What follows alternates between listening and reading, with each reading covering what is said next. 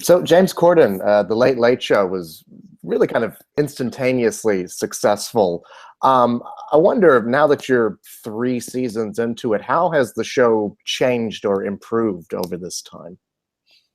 Um, are we three? I feel like we just started our second year. I think this is our second. I don't know. I was just going off of what the Internet Movie Database said as far as seasons go. It's hard to tell when you do a nightly show and you've got Yeah, thousands of episodes. I know we've been on. I know that we're into our second year now. Um, what was the question? How has your show changed over the 2 years that you've been on? um, I mean, I don't. I think the thing I'm most sort of proud of in our show is that I feel like we've never had to have a. We've never had to, which is like, seems to be often the case in these sorts of shows. We've never had a huge sort of crisis of, well, what is our show? Where is it going? Let's fire loads of people and regroup and reassess. I think we always sort of knew what we wanted it to be. And I think the show hasn't, I don't know, we sort of hit the ground running in a manner that I think took us by surprise, you know?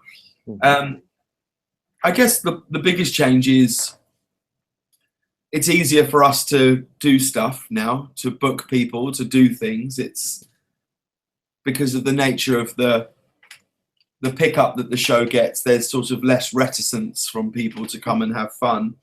But then in saying that, and I'm well aware that on our first show, we had Tom Hanks do something that was incredibly ambitious. So, yeah, I think in a way we've just started to feel more comfortable with ourselves in it and doing it, and I think the team is stronger, and yeah, I think we've perhaps become more deft at being able to do stuff. I think we do these things where we do we did a story of a like we did one with Anne Hathaway, a story of a rom-com through song, which is basically 11 sets, 10 different songs in one sort of swooping shot. And I don't know if we could have sort of realized that ambition in our first few months on the air, you know? Mm-hmm. Well, I mean, you talk about a segment like that, and it kind of points out that this is not a typical talk show, and it wasn't from the very beginning. It's you kind of came into it wanting to do more of like a variety show. Is that right? It's not. Yeah, that's. I mean, I think that was asked of me when we started the show. You know, that was what I felt we could bring to it. You know, like my even ending up in this sort of ridiculous situation of having a job like this came about from me saying to my boss Les Moonves and the then president Nina Tassler that I felt that the appointment of Stephen Colbert was an incredible choice, and that they handled it so deftly and brilliantly when he was announced. And I said it opened a place for them to make a younger, perhaps more vibrant variety show in its truest sense, really. Like that's what we want to do, is try and make the best variety show we can, whether that's, you know, last night we did a sketch with Lionel Richie, which involved me being stuck on the ceiling. The night before that, I can't remember what he did. Tonight we're doing a big sketch with Orlando Bloom. We want it to be a song, dance, sketch, talk show. You know, like I'm as proud of the interview segments on our show as I am of the sketches that we do. It's just that those are the things which I think bring the most attention. Mm-hmm. Speaking of the interviews, I mean, you have a background as a performer. You were a Tony winner before you came into this. But interviewing people was sort of a new thing for you. So I'm curious, how do you feel you've improved as an interviewer over these 2 years? I hope I've improved. I hope I have. I guess I think what I always want to do with the show, and perhaps what I found that I find perhaps easier to do now with a bit more confidence, is the reason we bring all of our guests out together at the same time is to try and promote a greater sense of organic conversation, you know, to just try and offer something different to a viewer that isn't on the other sort of 6 talk shows, I guess. And we want the show to feel like you're peeking in on a wonderful dinner party. Do you know what I mean? And my favorite moments in the show are when we would have 10 questions perhaps for a segment, and we only get through 3 of them because it's just promoted a more organic conversation. You know what I mean? It's just thrown up different things, and someone sat next to someone goes, "Oh, you do that? Well, I do this, and why do you do that?" And then it just takes its own form, you know. Mm-hmm. And I mean, I think you're not being behind the desk kind of helps facilitate that. I mean, can you talk a bit about that decision? Yeah, it came about from just I don't know, from I guess it not wanting to feel like a high pressure interview. Do you know what I mean? Like, normally the only time you would ever sit with someone and one person be behind a desk and you have a chat would be at a job interview. And I wanted the show to feel like a warm, organic, open place. So from that, it felt like I was putting a barrier between myself and the guests on the show, that I am here and you are there. And that just, I'm not saying there's anything wrong with that, because I don't think there is. I just think if you're trying to promote a feeling, like when we put the show together, all we really talked about it in mood and tone and feeling. We would talk about it only in how do we want the audience to feel when they're watching it. That's why we try to bring our audience as close to the stage as we could. That's why we sit them in seats with small tables and Tiffany lamps on them, because we wanted to feel like a open and relaxed atmosphere where you would watch a variety show or a comedy show or something like that. So for me to suddenly sit behind a desk and talk to 2 or 3 people, it just sort of didn't feel wrong. We did try it. We tried it on our first 2 test shows and it just felt wrong, really. Mm-hmm. I mean, your set too is very open and it kind of playful as well. Mm. I mean, can you talk a bit about that? Yeah, I mean, it's incredibly important. The set, I remember when we were gearing up for the show, we only had like 12 weeks to put our whole show together. And that included hiring 60 people, building a set, finding a band, doing everything, everything. And so I would keep looking at these renderings of sets and things like that. And in the end, I said to Ben Winston and Rob Crabb, who are the exec producers of the show, I said, build me a playground, build me a place that feels like it's comfortable and warm.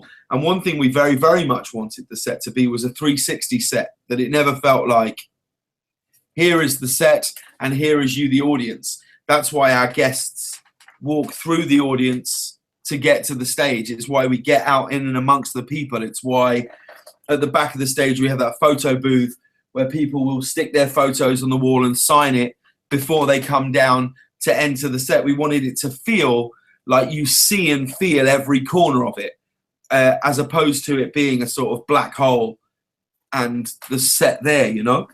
Mm-hmm. And you've become known for these signature segments, and I wanted to talk to you about a couple of them, and some highlights from this year. Carpool Karaoke, obviously, is your guys' big one. Yeah. You had Michelle Obama on there recently. Yeah. Can you talk a bit about that? Yeah, I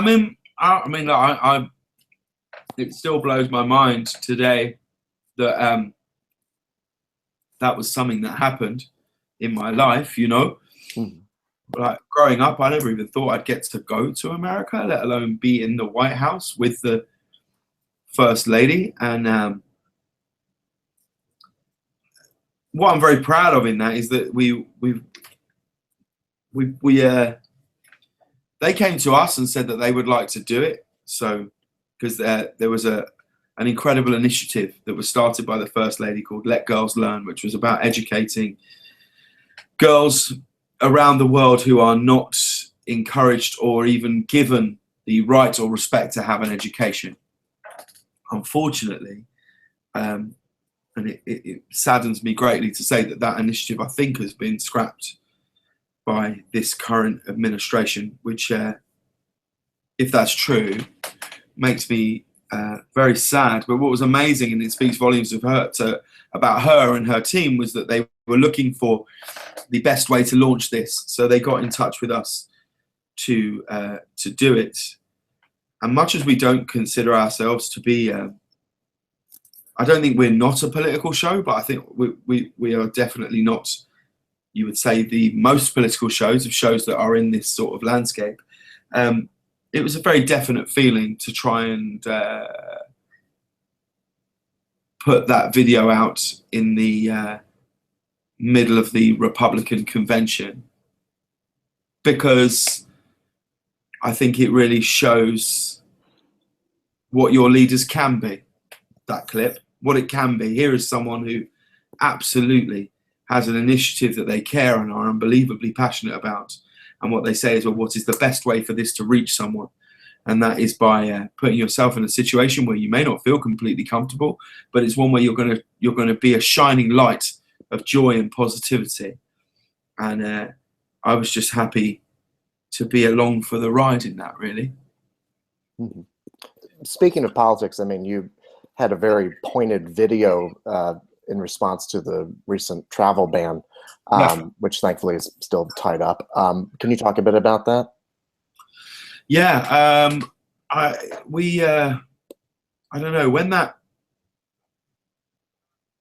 travel ban got announced, we were I don't know, I think it hit everyone like a ton of bricks, but it really hit us here, myself and Ben. You know, so many of us weren't born here, and we were thinking, well, what's the best way to make a statement about this as a show? What's a way that will absolutely show how we feel about it without necessarily talking and lecturing someone about it? Because I don't know if that's our strength, and I don't know if we've earned the right to do that. And then we thought, well, and we had this idea of, I was going to the airport anyway, and we had this idea of, what if I just shot myself on my phone? It was all shot on this very phone right here, and we shot it all, and we go through the airport and show how easy it is to travel if you look like me. I don't mean me as in someone on television. I mean, you know, and to, you know, and then the biggest thing was, how do we end it? And then we ended it with we ended it with a statement, which was just a black card with white writing that just said, we believe that freedom of travel should be this easy for all legal immigrants, not just the white and Christian ones, which is pretty much as bold a statement as I think you can sort of make on a late night show. But what I was very proud of was that it felt very of our show. Just the very notion that it was shot on a phone, where we're very aware that lots of people, that's where lots of people consume our show.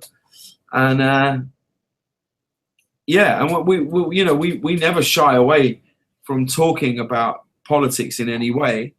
We just don't. I just don't think that's what our show should just be about. But when we feel very, very passionate about something, we always want to be a show that talks about it. And hopefully, as we stay on the air a bit longer, we will earn the right to be more of a voice in that. But I do believe that that's something you have to earn, you know? Absolutely. Well, it was a very powerful video. You're welcome. As a musical theater fan, I always enjoy your Crosswalk musicals. I mean, you have a background in theater, so I mean, can you talk a bit about putting together something like that to be seen as people are waiting in their cars? Well, I mean, it's just so absurd. It's so silly. It's so it's so utterly stupid. And it was actually an idea of a writer on our show called Ian Carmel, who had this idea before we launched, actually, who said, you know, what about if we try to perform a musical, but we run out into the crosswalk when the lights are red and perform this show, and then as they change, we run back. And then from there, it became this notion, this idea that I would play this sort of megalomaniac, sort of narcissist, really, and play, you know, the sort of worst caricature of a theatrical director who believes that their work is of such importance that they just want to share it, and always will put himself front and center in that. And then, you know, the first one we did was Grease, and then I think we did Phantom of the Opera, and we did The Lion King, and then we did the Beauty and the Beast one, which really kind of blew up because of, you know, that we had some cast from the film in it and the notion of that. But they've all done very, very well, and then we're going to keep doing them whenever we sort of think of a funny idea. I mean, they're ridiculously complicated to film, as I'm sure you can imagine. They are outrageously ambitious because what we want to do is never ever set it up in any way. What we don't want to do is ever close off a block or anything like that. We want it to be as real as it can be, that we really are running out there, because actually the truth is the most golden moments are the absurdity and the spectacle of it. It's ridiculous, but it's the reaction of the people in the cars that shows it off. And if that was in any way to be faked, it just wouldn't work. So it takes, for something so slapdash and so sort of amateurish, it takes an unbelievable amount of it's precision chaos, if you like. The volume of locked off cameras you've got to have to capture everything that's going on in what is essentially, I think, 22 seconds, you know? Right, yeah. That Beauty and the Beast one was wonderful, by the way. Oh, I enjoyed you with as Bill.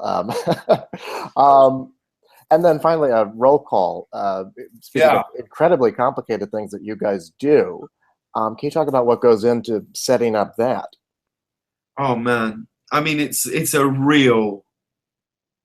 We start working on those maybe like a month away from when we're going to shoot them, and that's after it's been written. So we probably start 5 or 6 weeks before the writing of them and the order of them and how can we change them and what can we do, and it's I mean, we did one with Samuel L. Jackson a few weeks ago, and I think the night before, myself and the whole team were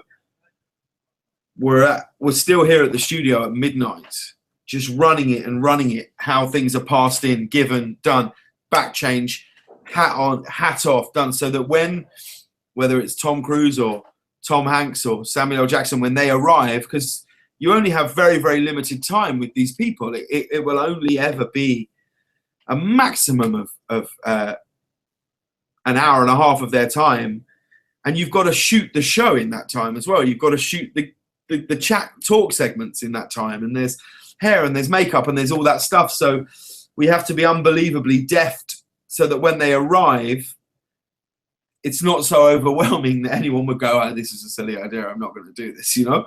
Right.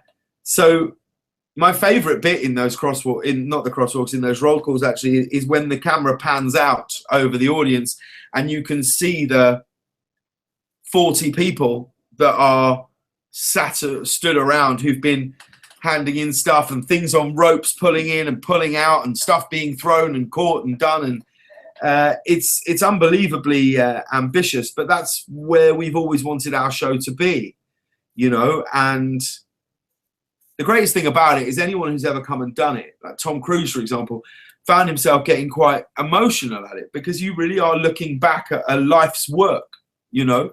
So many iconic, incredible moments. And it's, for me, it's the sort of best example of our show in many ways, where what I consider my job to be is to care about it so much, to be so on top of it and precise with it until the moment that it starts. And the moment that we start, my job, I think, is to not care about it at all and just only be focused on having a good time.